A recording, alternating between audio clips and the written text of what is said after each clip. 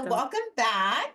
Happy to be here with these lovely ladies. And today we're gonna be pretty much interviewing Tati because we're gonna talk all nervous system things. And if there's something she could talk about for days, it's going to be the nervous system, right, Tati? Yes, for sure. 1000%. Ask me all of your questions. Yeah. So let's start off with why. Why the interest here? What sparked it? What sparked nervous system, like specializing in the nervous system? Yeah. Hmm. Oh, do you want the short version or the long version of the story? Whichever. Well, long story short, I'm a complex trauma survivor. So I have lived in survival mode really my entire life, going back to as early as age 5 or 6 years old. And we were talking about generational trauma off camera today, and I have a lot of generational trauma as well. And so little 6-year-old Tati had a lot of anxiety. And so growing up, that anxiety became worse, and I had symptoms. I had PTSD symptoms, I had depressive symptoms. There was at one point I wanted to take my own life. And all of this just led me into the mental health field, and I decided to major in psychology. I fell in love with the brain and just trying to understand myself, really. And then I ended up double majoring in undergrad with psychology and human development and family studies. And at that point, I just absolutely loved learning and wanting. I knew that I wanted to help other people, and I wanted to help other people never feel really like the way that I felt growing up, because I was kind of like one of those people that seemed okay on the outside, but on the inside I was quite literally, it felt like I was dying. So I knew by the time I double majored I wanted to become a therapist, so I did. I went into grad school, became a therapist, and all of this, I was still living in a chronic state of survival mode. So when I say chronic state of survival mode, I had a lot of anxiety, like social anxiety, where I would quite literally panic anytime someone would look at me or someone would say, like, "Hey, Tatiana," panic mode. And I would also dissociate a lot. So, for those of you who aren't familiar with what dissociation is, it's just a disconnection from yourself, a disconnection from reality. And I would dissociate while I was in conversation with people, and I would dissociate while I was driving. And so I was living in this chronic state of survival mode for a really, really long time. I wasn't in therapy. Honestly, when you're in grad school, you don't have time for anything. So therapy was definitely not on my radar. And I graduated from grad school, became an outpatient therapist. I worked in community mental health and still living in this chronic state of survival. And I was always go, go, go. So sympathetic activation, fight or flight, couldn't slow down, always needed to work with literally the highest risk clients. I wanted to work with the clients that nobody wanted to work with, because I needed that constant stimulation. I was a really great employee because I was always getting my work done. I was always on the go. So 2020 comes, obviously everything shuts down. I had no choice but to slow down. And that's when I became so completely unfulfilled with everything. And I was, before this, going through different types of therapy. I tried CBT, cognitive behavioral therapy. I tried talk therapy. I tried psychoanalysis. I tried internal family systems. I tried EMDR. Literally, the list can go on with things that I've tried as a therapist, as a client, and nothing really helped me in the way that I was looking for. So then I was completely just unfulfilled. I told my supervisor at the time that I was like, I don't know if I want to be a therapist anymore. And she was like, maybe you just need some inspiration. And so I was like, fine. And I know I'm like going through this really, really fast because I know I want to get to like your questions. But Okay. basically, I was like, fine, sure, I'll look for some inspiration. I literally internally rolled my eyes at her. Also, I love the supervisor. She was amazing. But internally, I rolled my eyes because I was like, fine, I need to find inspiration, motivation. Okay. Googled some mind body practices, came across somatic experiencing, had no idea what somatic experiencing was. It looked cool, but also, as you know, based on our last talk on coaches, and I Yeah. was very impulsive, had no idea what I was getting myself into, did not do my research. I just signed up and became a student and realized, oh my gosh, this is a 3-year program. And Wow. once I attended my first training, it just absolutely blew my mind. I was surrounded by people who felt like they got it. And I never felt that way. Even as a therapist, surrounded by other therapists, I never felt like I was surrounded by people who got it. I almost felt like these were my people. They get it. And I started to notice shifts in my nervous system. So, part of the somatic experiencing training requires you to get your own personal training, or your own personal somatic experiencing sessions. And so, it literally just changed my life, honestly. I went from living in this chronic state of survival mode where I had this chronic anxiety, constantly dissociating, to just living a normal, right, quote unquote, normal life. And it literally just opened the door for so many things. I mean, I wouldn't even be here talking to the two of you if it wasn't for healing my nervous system and Yeah. and somatic experiencing. So that is sort of like the long story short of how I got into specializing in nervous system healing. Wow. No, I love that whole entire journey. And it's so interesting to see what things spark us or lead us to those moments. And so I feel like Mhm. so many of the things that you've gone through in your life, like we're literally preparing you for this very moment to become the person that you are today. Which is so amazing, Tati. And I guess like for someone who is new with the nervous system, can you like define like what is the nervous system and why is it so important to focus on the nervous system when it comes to healing? Yes. So the nervous system is the foundation to everything we do. It's the foundation. So the nervous system controls all of our involuntary movements. It controls all of our internal organs. So, if we're not familiar with the internal organs are our brain, our heart, our lungs, our liver, our stomach, our kidneys, our bladder. And so, everything is connected and everything is controlled by the nervous system. And so, when the nervous system is dysregulated, it's not just going to impact emotions, it's not just going to impact behaviors, it's not just going to impact our mental health, it's quite literally going to impact all of our internal organs because, again, the nervous system controls all of our internal organs. But basically, and the nervous system is the unconscious, right? And so our unconscious drives us because, again, the nervous system is responsible for our involuntary movements. Our Everything that's involuntary is controlled by the nervous system. So literally that's the unconscious. And so every like when we think about like our thoughts, our emotions, our behaviors, our sensations, right? All of that is a reflection of the state of our nervous system. So if we're not working at the level of the nervous system, if we're not healing the nervous system, we're not really getting that deep healing because, again, the nervous system is the foundation to everything we do.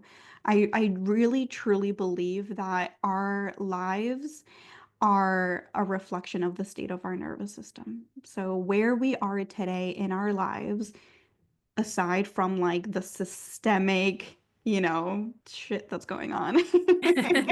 Yeah.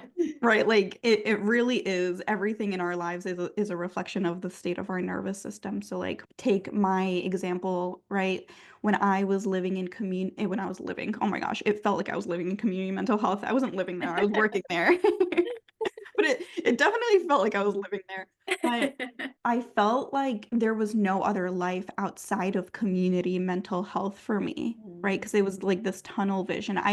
I couldn't think outside of the box. I couldn't imagine a different life for me. And so the reason I was stuck in community mental health was because of the state of my nervous system. Once I started to heal my nervous system, I was like, oh my gosh, the possibilities are endless. And I left community mental health and I started my own private practice, right? So I think that if you're unhappy in any way, whether it's at work, at home, in a relationship, or just in life in general, it's a reflection of the state of your nervous system. wow. And can you give us another example? Like maybe for our daily lives, like as someone like myself or Lupe or any of our listeners, like can you give us maybe another example that's relatable to our day-to-day lives where we can catch that in the moment to see if that's even happening to us?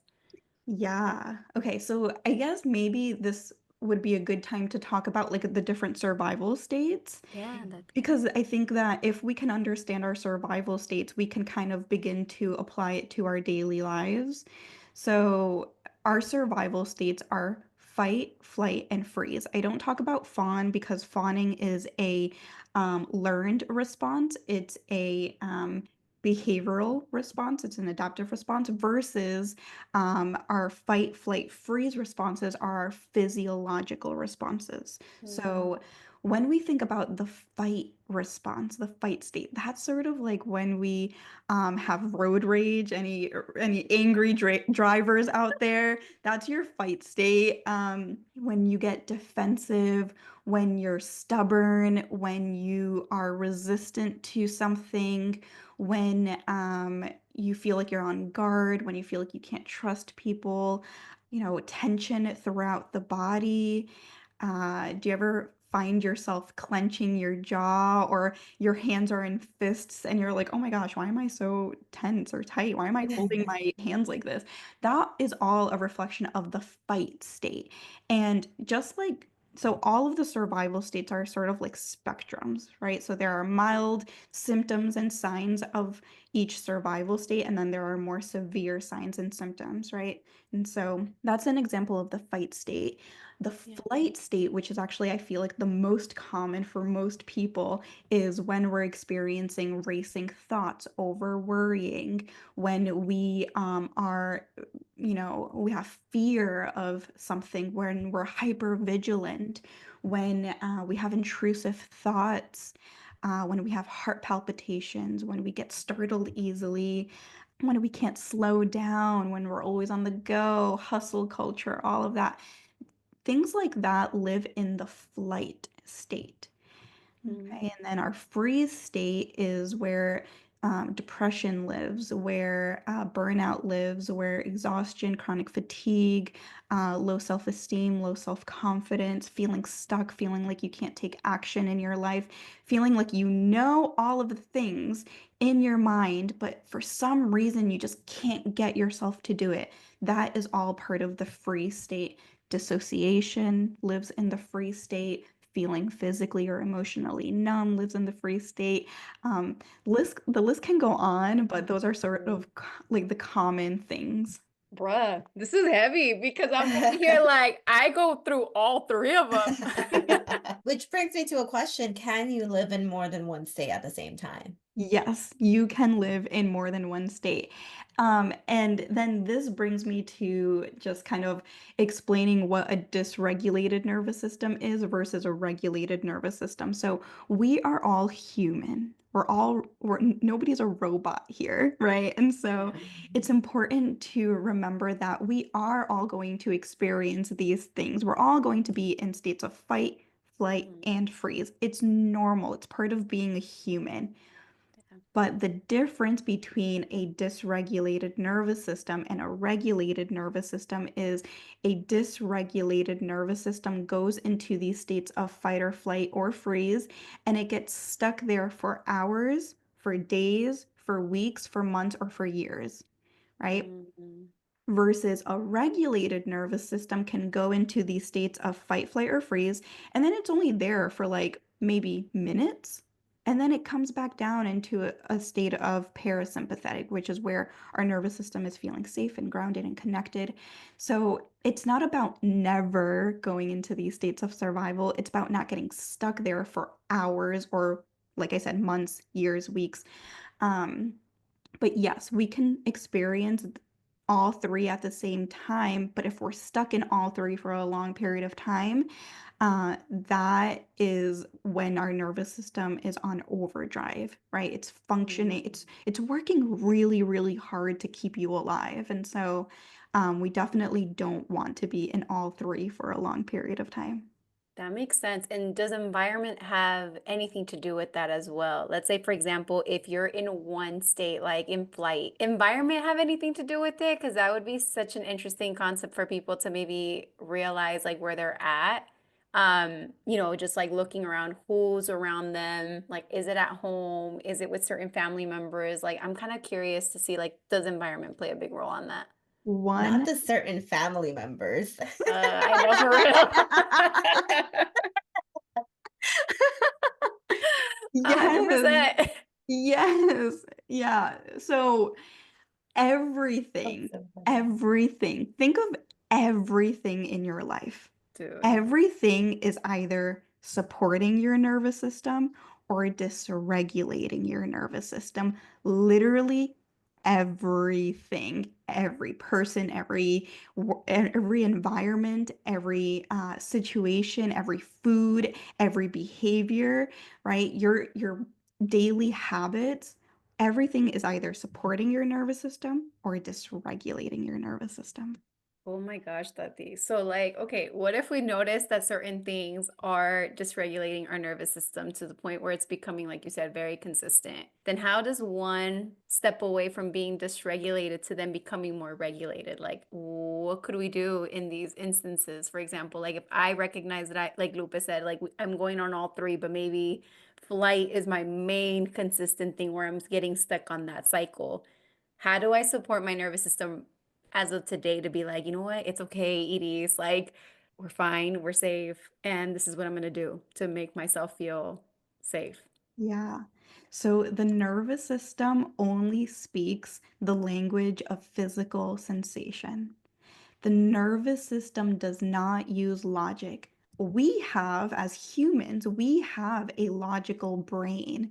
And so we understand logic, Mm-hmm. but the nervous system does not use logic. The nervous system only speaks the language of physical sensation. And so, in order to help the nervous system understand that we are safe and that we're not getting chased by a tiger, right? We Mm-hmm. need to support the nervous system and create safety by accessing physical sensation. So, by connecting to the body. And so, we are bottom up humans, not top down humans. So, we feel things first and then it reaches our logical brains, right? And so, we need to access physical sensation, connect with the body first, and naturally the nervous system will say, ah, yeah, no, I am safe, right? And so we want to support the nervous system by maybe bringing awareness to parts of your body that are already feeling supported, are already feeling pleasant, or maybe just okay, right? That's how we create safety in the body. Or maybe we want to use physical touch, right? So a hand on the heart, a hand on the belly, right? Maybe we want to ground by feeling the chair behind us or beneath us. Maybe we want to orient, right? By orienting and taking in our space, we're showing the nervous system through the eyes that we're safe. So we need to show the nervous system, not tell the nervous system that we're safe. So when we Mm. say, I'm safe, there's nothing going on, Tati, like there's no reason why you should be feeling anxious right now, I am telling my nervous system. But again, the nervous system doesn't use logic. So we need to show the nervous system by just looking around, right? Taking in the space. And then the nervous system says, ah, okay, I am safe. There isn't anything going on. And it naturally starts to access the parasympathetic nervous system. So as you're saying all that, I'm thinking during the pandemic, I had read something. It's when I first actually became aware of anxiety attacks. And it had said, like, if someone's having an anxiety attack, help them pinpoint certain things so they see things, right? And then unfortunately, during that time, I also experienced with one of my friends going through one. So I immediately thought of that article and I started telling her, like, what color is that tree or what do you see over there? And to bring her out because her chest was really tight and she couldn't move. Quite literally, I had to go get her from where she was because she couldn't move. Wow. And that was the first time I ever experienced or seen or heard of anyone going through that. So two-part questions. One, someone going through an anxiety attack, like what phase is that? One. And two, is that the same tactic as you were saying right now of like bringing them out by pinpointing certain things around them? Exactly. So Mhm. an anxiety or a panic attack is it that lives in the state of flight. So that's Mm, sympathetic activation. So we have two branches of our nervous system. We have our sympathetic state and we have our parasympathetic state. Sympathetic is fight or flight, parasympathetic is calm, grounded, safe. So Mm. panic and anxiety attacks live in flight, sympathetic activation. When we're creating safety in the body and the nervous system, we want to either connect with internal resources or external resources. Orienting is an external resource because we're using what's on the outside to support the nervous system. An internal resource is anything that's in the body. So a memory, a feeling, a pleasant feeling in the body, things like that. Those are internal resources. Anything that's outside of the body is an external resource. And what kind of like traumas can trigger a dysregulated nervous system? Yeah. Ooh, good question. All right. All right. So let's talk about trauma. Okay. Trauma is not what happened to you. Trauma is not an event. So I know that we often think trauma is what happened to us, but the event itself is not the trauma. Trauma is the response in your nervous system, in your body, as a result of your nervous system not completing the survival responses fight, flight, and freeze. So, Mm. when your nervous system is presented with a perceived or actual threat, and the key word here is perceived, because the nervous system doesn't use logic. So anytime it perceives a threat, and think about a child, for example. Think about what a child could perceive as dangerous, right? It's different than what an adult is going to perceive as dangerous, right? So again, when your nervous system perceives a threat, your nervous system is immediately going to go into the state of fight or flight. Okay?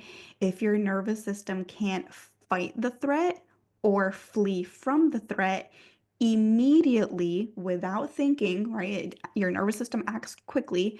It's immediately going to resort to the state of freeze.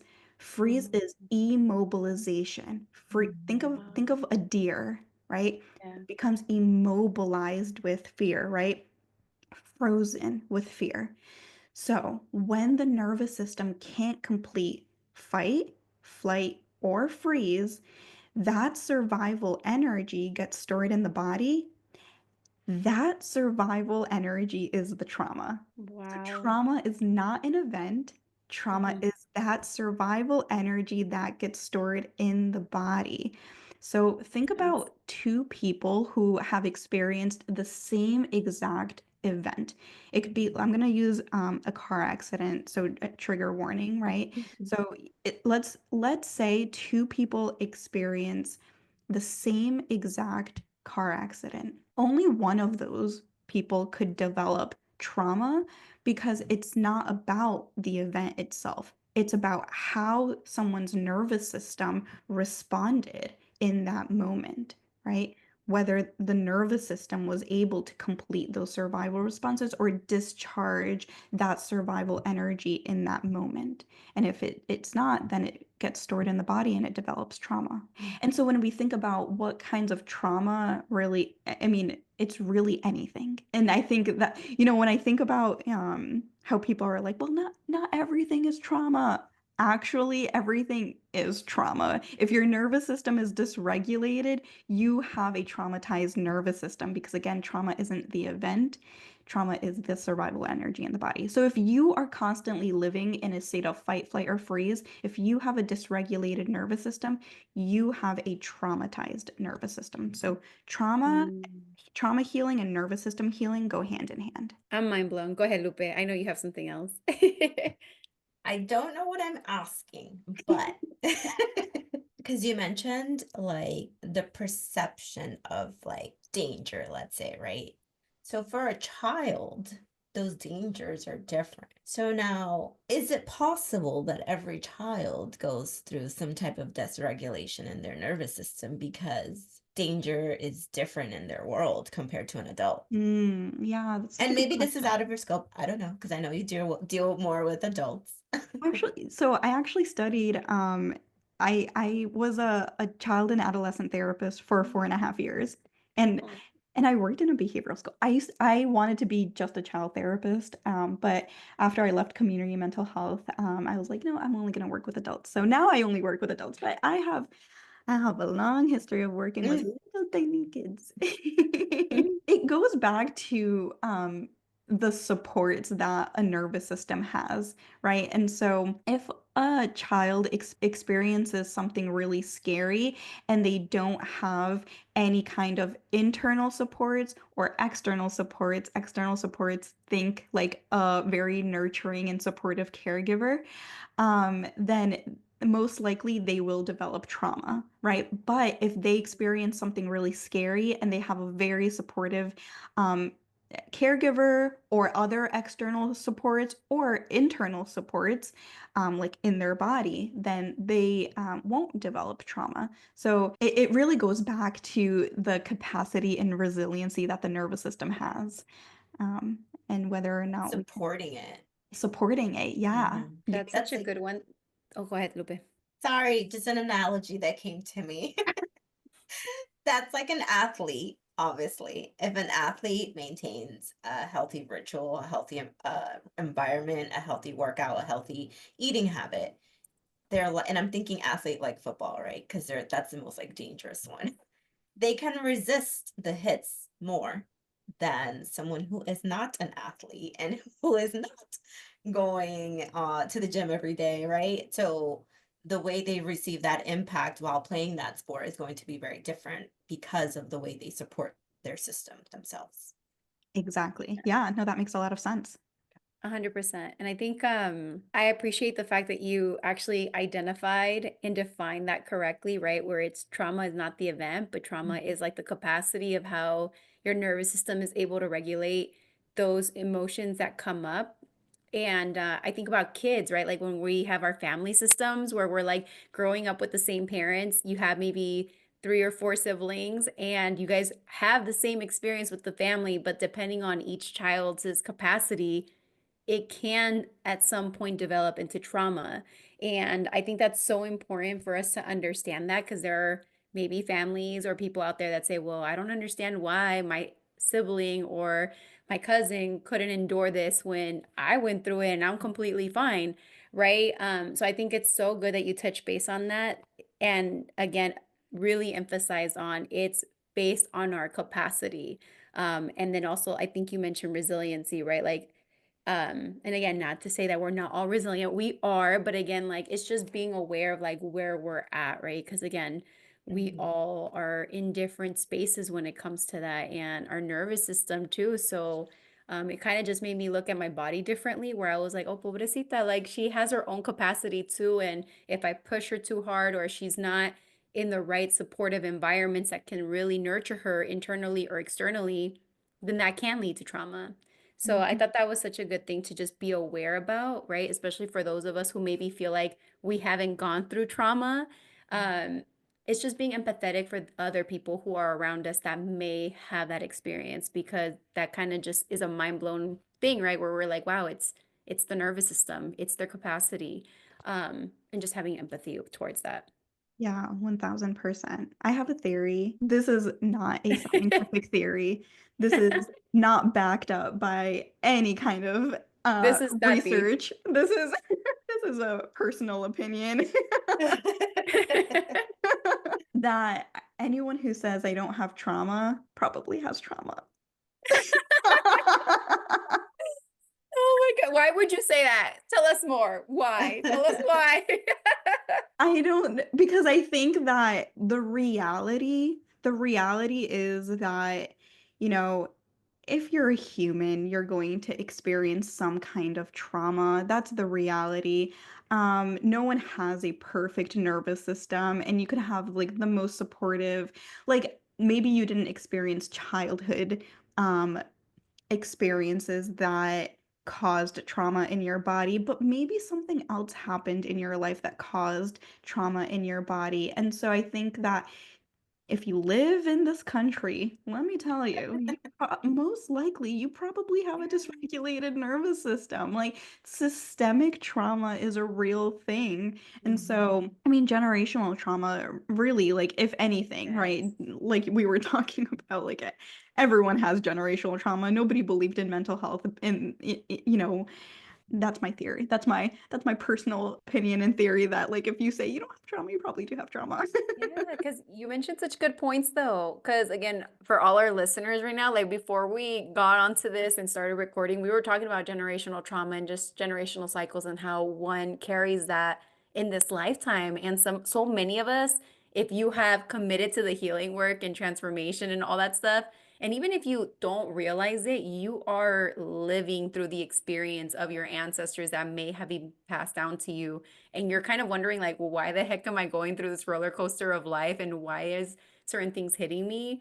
I feel like we all go through it at some point in our life, whether we want to accept it and realize it.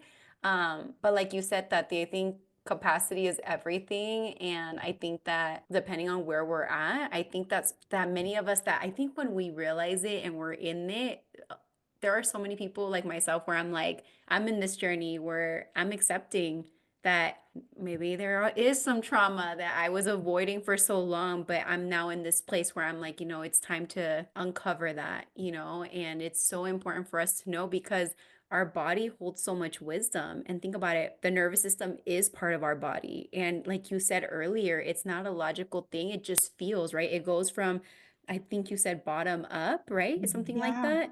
Um, so if we all just take a step back and really just take that in, where we're like, wait, our nervous system is part of our body. And if our body does not respond logically first, it's saying it through the sensations and telling us like what's going on wrong. And how many of us, because of the culture that we live in, we don't slow down to notice those type of things, right? Like our nervous system is consistently talking to us, but somehow along the line, we as a humanity, like as a society, we've forgotten to slow down to really read those responses, because how many of us would not be in a different place if we actually learned to listen to our nervous system, our body talking Yes. to us before it goes up to our brain and starts becoming this like overthinking, anxiety, the fear, all that stuff, or the things that come up in our body where it's like an illness or a sickness, all these different diagnoses, right? Um, I don't know. I just went into like this rabbit hole right now. No, I So, love this. This is um, like everything that you're saying is so true. I really truly believe that everybody would have more fulfilled lives if they healed their nervous systems. And um, going back to trauma, like you can't choose trauma. You can't pick and choose and say like, "Oh yes, this was traumatic and this wasn't traumatic." Like that's not how trauma works. And so I think if we can just understand trauma, if we can just understand our bodies and the nervous system, honestly, everything starts to align, everything starts to make sense. Like, if we understood that our nervous systems are just feeling unsafe when we have self doubt, we wouldn't shame ourselves for experiencing self doubt. exactly. Or if you, and I'm using self doubt as an example, but it applies to every single symptom and sign of a dysregulated nervous system. Like, if we just understand that, okay, like I'm going to use my example so today I feel like anytime I talk about the nervous system, my energy goes up because I absolutely love talking about the nervous system. I will get pumped talking about the nervous system, but like, You got the passion. yeah, but earlier before we signed on off camera, we were just kind of checking in with each other and I had really low energy and there was So that was where my nervous system was at, right? And I wasn't judging myself for having low energy. I wasn't like shaming myself for having low energy. I was just like, this is just where my nervous system's at.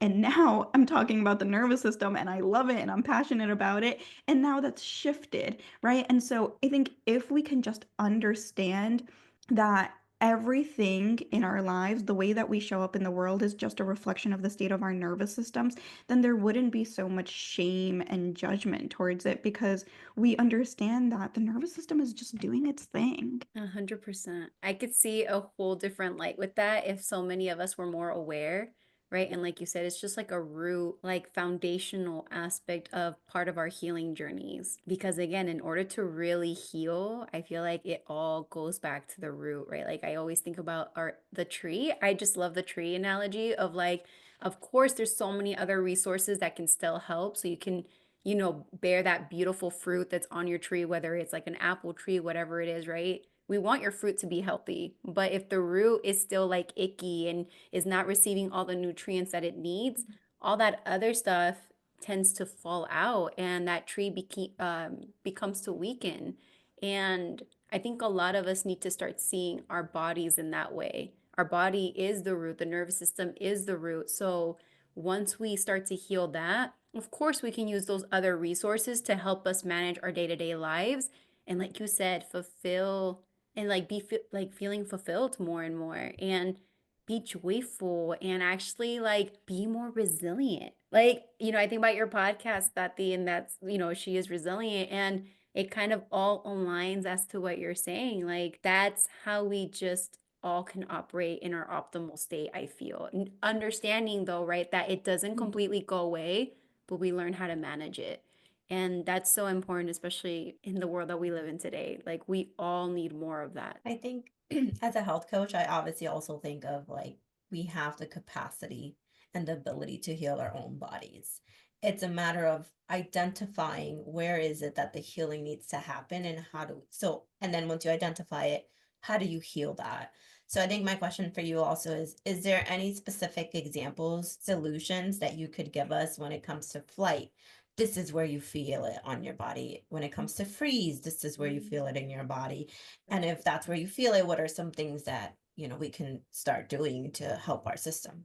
Yeah, yeah, I like that question. So, okay, so let's start with fight. So, fight physically might feel like tension in the body. So, you might feel like the jaw clenching, TMJ.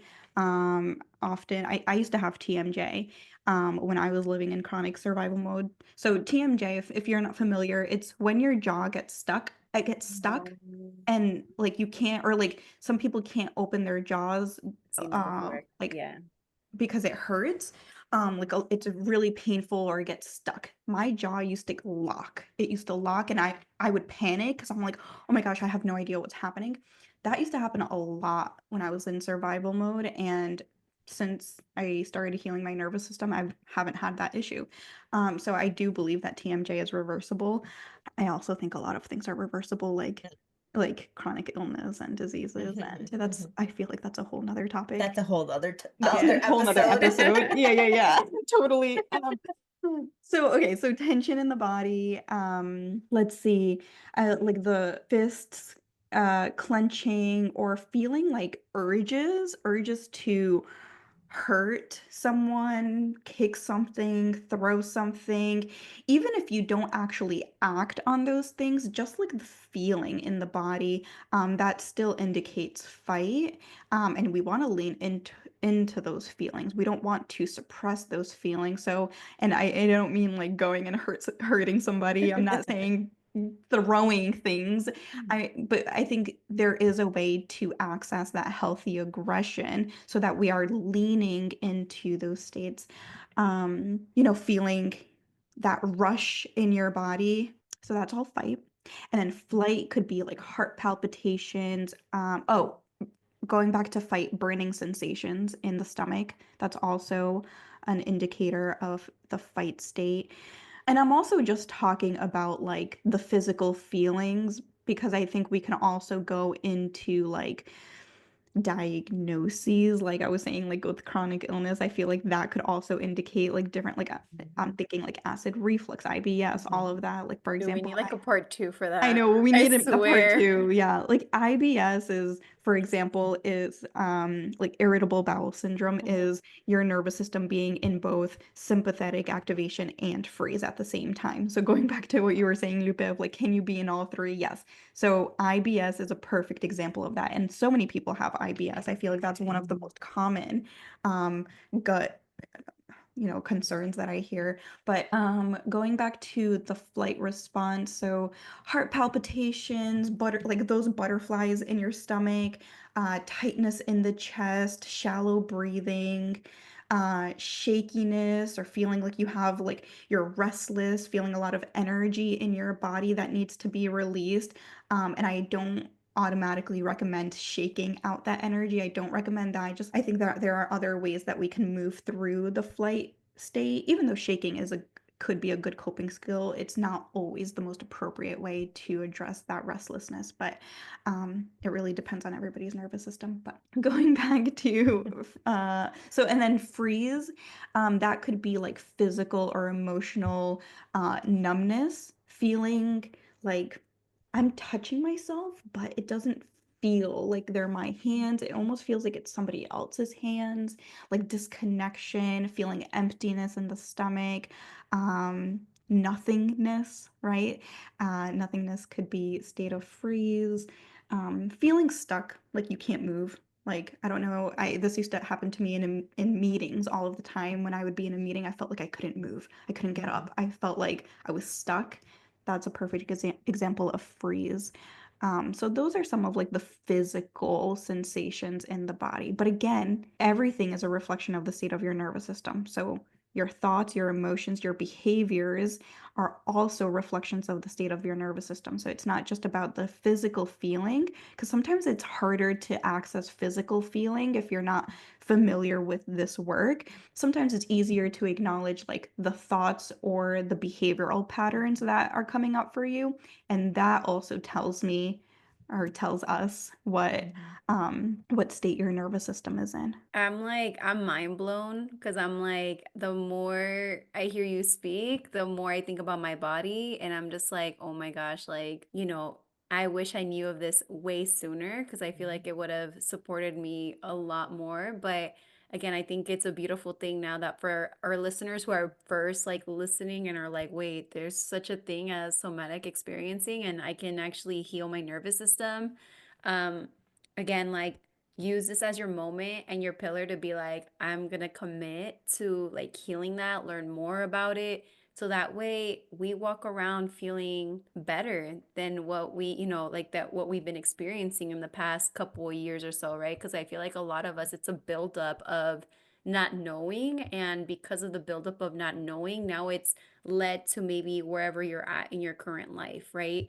Like maybe now you find that you're in the flight state, and it's like intensified, and now you're just like trying to find a different way to cope and help your nervous system recover. So I think this is like super helpful, Tati. Like, the more I hear you, I'm like, man, like, you're so knowledgeable. Like, I'm like, holy smokes. I mean, you're an expert, but I was just like, wow, like, I'm so impressed. This Oh, will thank carry you you. everywhere. I Yeah, just girl. love this stuff because it's everything. It really is. Mhm. And I guess the last thing that I want to say is that if you do identify as a trauma survivor, like if you do feel like you have PTSD symptoms or you've been diagnosed with PTSD, or if you do feel like, all right, I know that I have had trauma, I think this is why you don't have to talk about or remember your trauma to heal from it, because again, trauma is the response in your nervous system. So just remember that, like, if you're like, I'm all talked out, or I don't want to keep reliving talking about what I've experienced, just remembering that that doesn't have to be the case if you don't want to, if you're tired of it. There's a way to heal trauma and the nervous system without talking about it, without even going into memory if you don't want to. Because again, we're just working with the nervous system. So Tati, let's say someone is like ready to work with you. Mm. Can you like run us through like how your sessions look like so people can be like, all right, I know what I'm getting myself into. I like her. She's an expert, obviously. I need to know how Mhm. this all goes down. Like, how do you help a client prepare for your calls too, in that sense? Yeah, so there's no need to prepare, just come as you are and just to be present and willing to sense into your body. And so I always orient the person that I'm working with. So I tell them what their job is and I tell them what my job is so that they know what to expect throughout the session. But really, your job is just to sense into your body and notice the physical sensations and the emotions that come up.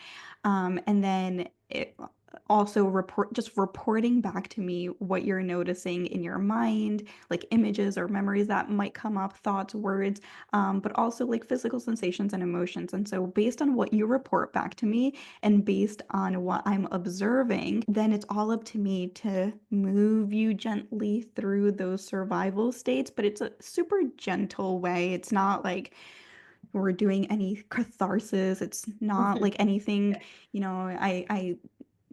on Instagram, social media, I've like seen all of these like somatic exercises where you can just shake your trauma off. That's not real. That's not how trauma works. Um, Healing trauma in the nervous system needs to be gentle and slow and titrated. But that's really just my job. I just based on what you report back to me, based on what I'm observing, everything your body is telling me everything I need to know.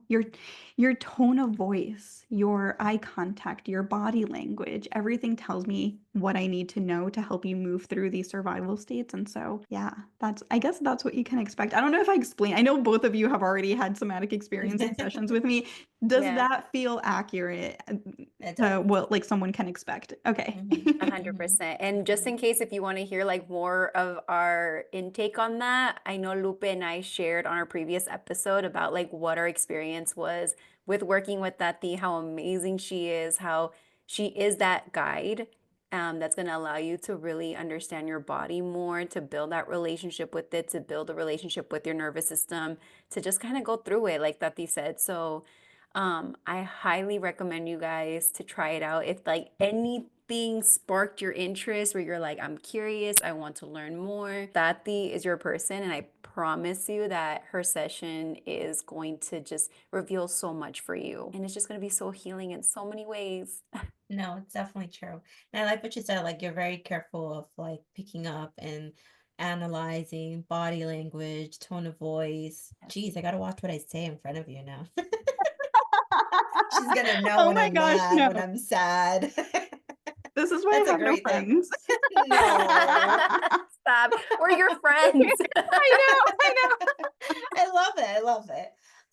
But that's how comfortable like you would feel. Like I would like if I didn't have a session already, I would that's what I'd take away that I could confidently show up to your session and know that I probably don't even have to say anything because you could probably just tell by just meeting me type of thing. So I love that. How can people find you? I know you have a lot of nice like changes that are coming through and I'm all for it. But if someone wants to book a session with you, wants to dive deeper with your work and get to know you as the expert, as this amazing individual who's about to help them heal their nervous system, like how can people find you? Yeah, so you can come hang out with me on my solo podcast. It's called She is Resilient. And if you want to understand more about like the nervous system and how it connects to all the other things, come listen to that podcast. I talk about all things trauma healing, somatic healing, holistic healing. And then I can you can download my free nervous system guide. We can add that to the show notes. And I share with you the 6 steps to healing your nervous system. And let's see. I mean, like there are so many other ways that you can connect and come hang out with me at my monthly free community that I have where Yes. you have I guide you through somatic tools to support your nervous system and then we can link my Mhm. website into the show notes. so many ways. Yes, get you to guys. hang out And with she me. has an email list, everything. Yeah. So if you want to be in Tati's world, this is it because you have Mhm, so many ways of just connecting with her. So take advantage. mhm. We did. So take advantage. Yes, do it, do it. Well, thank you, Tati, so much for sharing your knowledge, your experiences. We appreciate you very much. And we hope that someone out there was able to pick something up, identify something, and possibly come talk to you, make a new friend. Thank Yes, you. y'all. Book that session. Yes. Trust me, it will change your life.